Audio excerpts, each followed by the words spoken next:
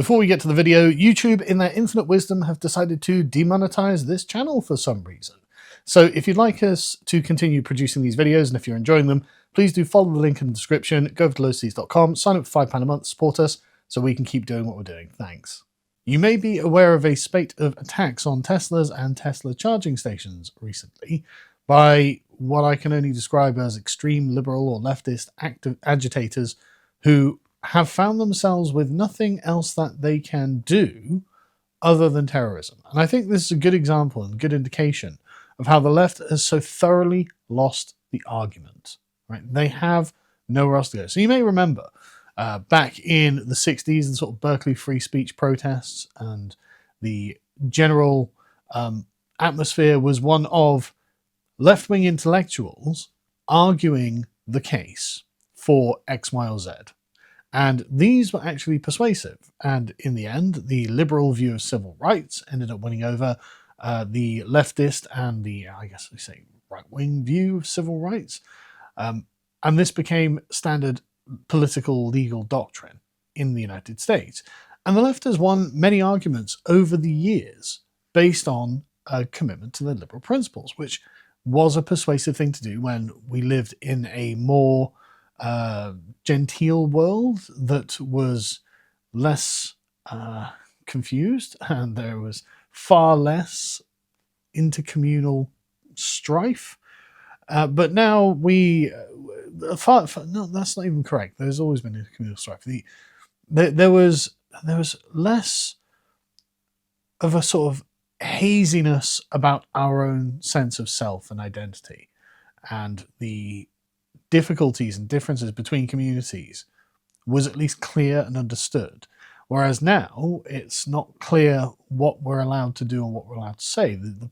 The discourse has been so polluted. And one of the things you can notice is just how the left's argumentative strategy has changed over the years. So, I mean, again, you may remember in the 90s, well, you won't remember if you were young, but I remember, you would have left-wing or liberal intellectuals on TV panel shows who would argue their case. And because they would take a utilitarian and pacifist position on almost anything, it's hard to disagree with it in polite company. It's hard to say, well, yeah, no, actually, we shouldn't be hurting people, and maybe we shouldn't be starting foreign wars. These are easy positions to defend and easy positions to win a debate from, especially when your opponent is arguing something hypothetical. The hypothetical, let's not kill people versus we might kill some people, actually is, again, quite a loaded discussion when you think about it. It's quite easy to win on the let's not kill people and let's make sure that nobody is going without, nobody suffers or anything like this. And if we're in a very rich and prosperous society, it's easy to win because you say, well, yeah, I'm doing fine. Why shouldn't we have some sort of government assistance or some sort of civil rights or some sort of this, some sort of that? And you'll notice now, though, that the left's argumentative strategy changed in the sort of 2010s.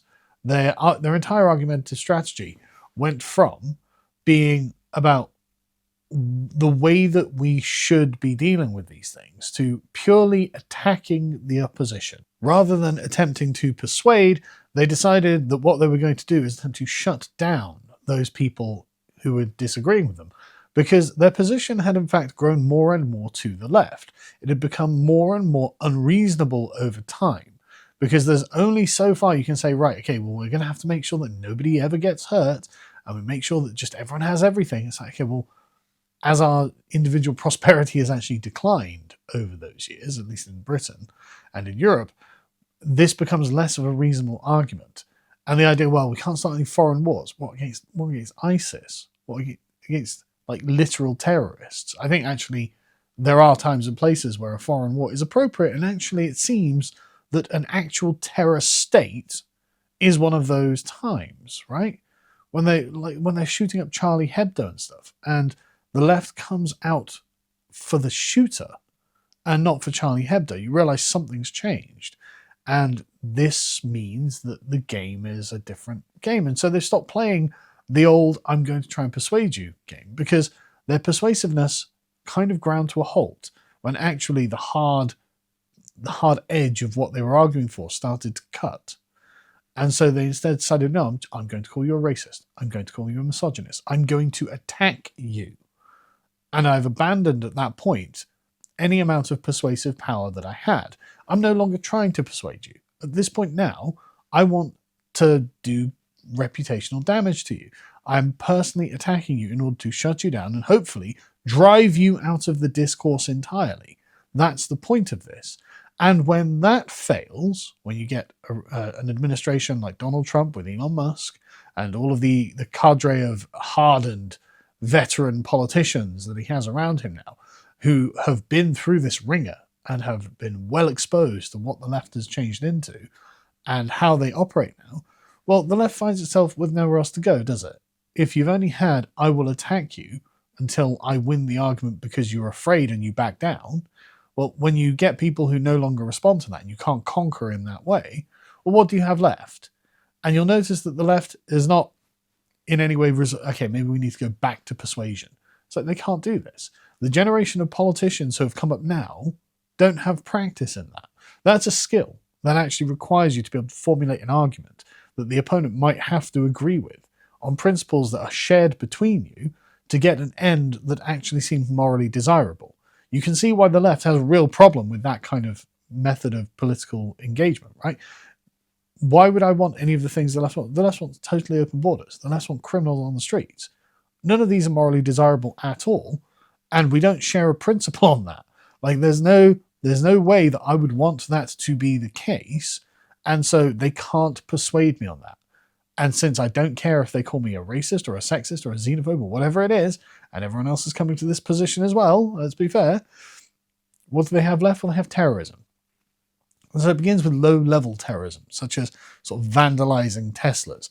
Now, there's been a spate of this in blue states and blue cities in the United States, where very obviously middle-class people, and very obviously excessively online middle-class people, see a Tesla, don't know anything about Teslas, and decide to do something either disgusting or violent towards them.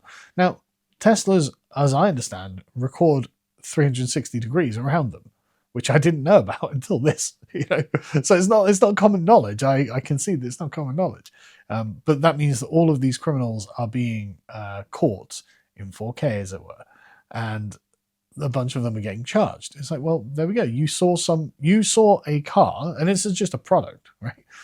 It's not that every Tesla owner is a political actor or anything like that, or bought the car based on political reasons.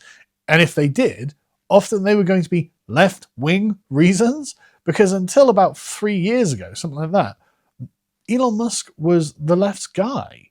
He was a Democrat.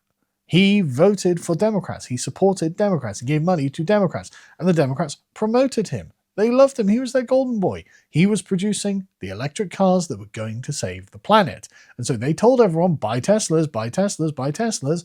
And then they went mental. And then Elon Musk was like, right, okay, I'm not for whatever they're selling. Donald Trump seems a lot more reasonable. Donald Trump, of course, being a Democrat from about 20 years ago, 30 years ago, which is more reasonable. Don't get me wrong. I mean, Bill Clinton's manifesto from like 1997 is basically Donald Trump's MAGA manifesto. It's not bad either. You can see why he won. Like it's not bad at all. Build a wall, deport illegals. Like it's perfectly reasonable.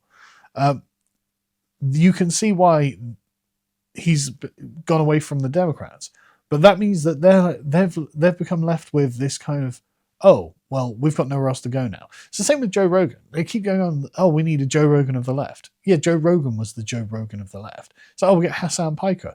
Well, he can't have a conversation with anyone. He's a very angry communist.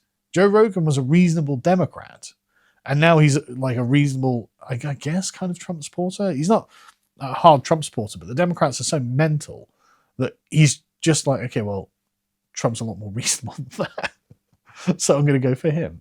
But anyway, so you've got the spate, and this is just one example of literally dozens that I've seen in the past day or two of just random members of the public who have been radicalized online, who have decided that what they're going to do is just take their ire out on people who own Teslas. Now, Teslas are not cheap cars, And the people who bought them, say, like 5 or 10 years ago, or whatever it is, when the left was promoting them, are kind of saddled with them, because most people don't have sufficient disposable income to go, right, okay, people on Twitter are angry at Tesla, therefore I will dump my Tesla and buy a different car. I can't afford that. That's not something I can immediately do. And so now I'm saddled with a car that you made me buy, and now you're attacking my car because you don't like Elon Musk. You can see why this is a bit unfair. But it goes further than that, because, of course, it's not just small and petty acts of vandalism. It's open terrorism against Tesla. And really, all of this is a continuum of terrorism. Even going back to the sort of insulting you by calling you names and doxing you and trying to get you fired from your job. All of these things are kind of low-level social terrorism to shut you up, to drive you out of the discourse. It's not about persuading you. It's not about changing your mind. They've given up that position a long time ago, and now they're at the, we are just going to commit just actual acts of terrorism. I mean, 3 different arson attacks here listed in this Reuters article from the other day. And it's, where else do they have to go? What else do they have they can do? I mean, they're just calling for, like this, someone here drove past the Tesla protest, eliminate Elon. So just murder him. They just want him murdered. That's what eliminate means. It means to kill them, to destroy them, to remove them from their corporeal existence. This is all they have left. All they can do. They know that you're not going to buy what they're trying to sell. So they've stopped trying to persuade you. And now they've realized they can't socially terrorize you out of the discourse, because Elon buying Twitter and Trump winning and people like Zuckerberg and Bezos being like, no, this is the more reasonable position, have gone over to them. You've still got some holdouts. YouTube is still quite left-wing and still quite censorious. TikTok is insanely censorious. But you've got social media platforms in the mainstream now that aren't as censorious. And so they're, okay, well, we can't just dominate the discourse by deplatforming you, by driving you out of the discourse. Well, now we're just literally going to call for your death.